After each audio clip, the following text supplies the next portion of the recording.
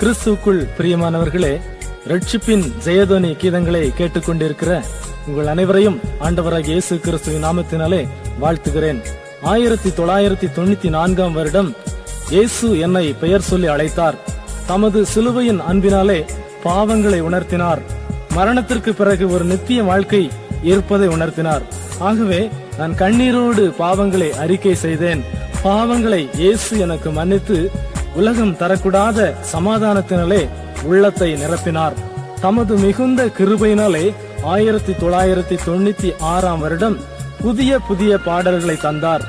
அதிலே சில பாடல்களை ரட்சிப்பின் ஜெயதொனி கீதங்களாக நீங்கள் கேட்டுக்கொண்டிருக்கிறீர்கள். அவருக்கு எல்லா கனத்தையும் மகிமையையும் ஸ்தோத்திரத்தையும் நான் செலுத்துகிறேன். தேவன் தாமே நம் அனைவரையும் ஆசீர்வதிப்பாராக. ஆமேன்.